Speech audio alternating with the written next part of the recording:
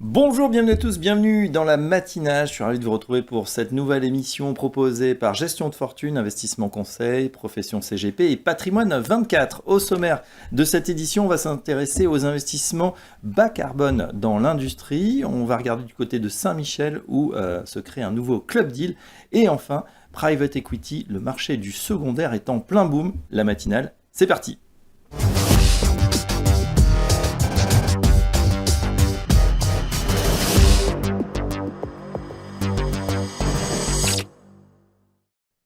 Comment investir dans la transition bas carbone à travers ces investissements? C'est la question qu'on va poser à notre invité.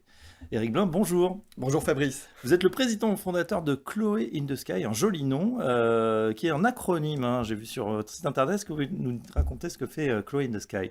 Alors déjà Chloé in the Sky, ça veut dire Choosing Hope and Low Carbon Economy, donc choisir l'espoir et l'économie bas carbone. En bon français. Voilà, en bon français, il y a une petite référence avec Lucy in the Sky with Diamonds des Beatles, parce que j'aime bien les années 70. Oui.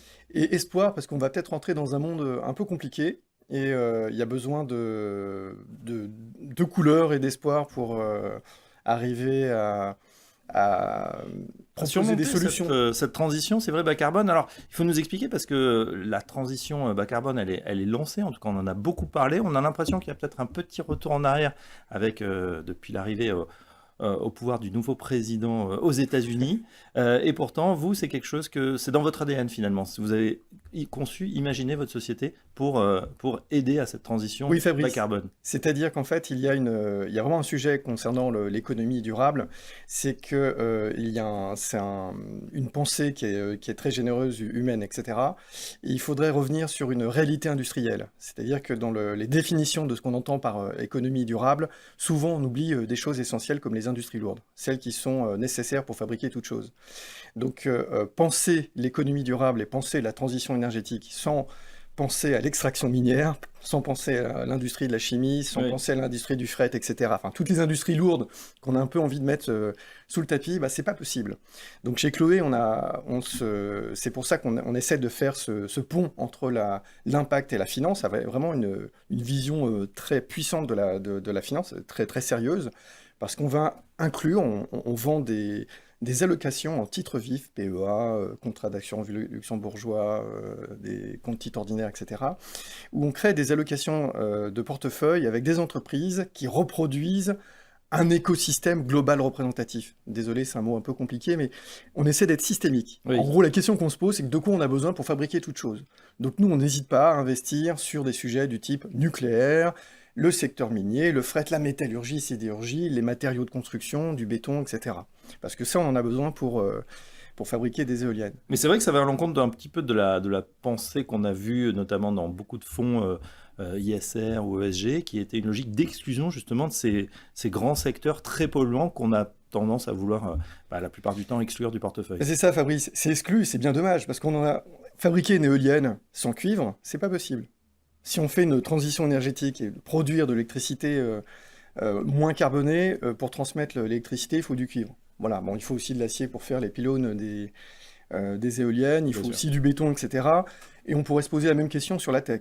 L'intelligence artificielle utilise toutes les déclinaisons des industries lourdes. Donc pour revenir à votre question par rapport à Trump, il a une position qui est très intéressante. On voit bien que quand il est arrivé au pouvoir, il y a eu des décrets de manière à ce que les États-Unis retrouvent une suprématie, une domination énergétique, c'est comme ça qu'il l'appelle. Oui. L'annexion du Canada, acheter le Groenland, le canal de Panama, etc. On voit bien qu'en fait, il y a un sujet qui revient sur les ressources naturelles.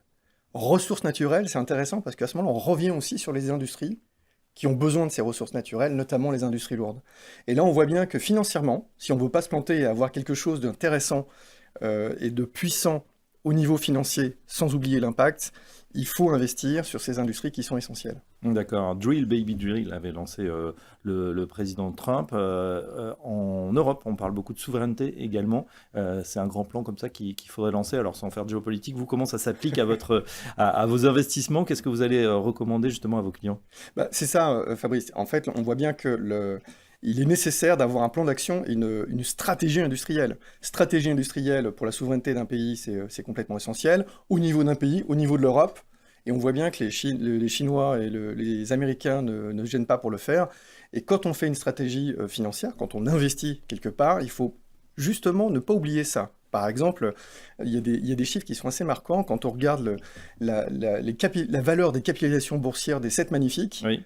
elle est absolument délirante par rapport aux industries qui sont fondamentales, dont elles ont besoin pour exister, notamment aux industries lourdes. Donc Apple, Nvidia, Meta, etc. Enfin, tous ces champions de la tech n'existeraient pas s'il n'y avait pas de chimie, s'il n'y avait pas de mine, s'il n'y avait pas de fret maritime, s'il n'y avait pas tous les secteurs de la métallurgie, sidérurgie qui transforment ces métaux. Et donc, un investisseur, il a intérêt à investir sur ces sujets, notamment, mais pas que, mais investir sur ces sujets qui sont actuellement sous-cotés. On voit bien qu'il y a un décalage de 10 à 100 sur les valorisations boursières entre les 7 magnifiques et puis les plus grosses industries lourdes. Le reste de la côte, effectivement. On passe justement à vos clients. Vous travaillez peut-être avec les conseillers en gestion de patrimoine également. Comment vous travaillez avec eux? Quelle est votre proposition? Alors notre proposition, on travaille avec des family office et des conseillers en gestion de patrimoine. Donc on a créé des allocations avec un sujet de vraie transparence. L'objectif, c'est de comprendre dans quoi on investit. Toutes les entreprises que nous choisissons dans nos portefeuilles sont connues et sont accessibles. On a créé une interface, on a beaucoup travaillé sur l'UX, de manière à offrir à nos partenaires une vision, une transparence sur les entreprises sélectionnées. Donc on fait des focus industriels, on présente les entreprises et on va donner aussi des informations extra-financières mais qui reviennent à des informations financières. Le sujet carbone est un sujet financier. Oui. C'est un sujet financier puisque mesurer l'empreinte carbone d'une entreprise revient à mesurer la capacité que va avoir une entreprise à rationaliser ses ressources naturelles. Et comme on le voit par rapport à Trump, les ressources naturelles, c'est le sujet de l'humanité de demain. C'est vrai, tout à fait. Bah voilà, en tout cas, si vous voulez en savoir plus sur cette industrie bas carbone dans laquelle on peut continuer à investir, regardez ce site Chloé in the Sky. On va en entendre parler, je pense, très prochainement. Merci Eric Blin. Je rappelle que vous êtes fondateur, président de Chloé in the Sky et à très bientôt dans la matinale. Merci Fabrice.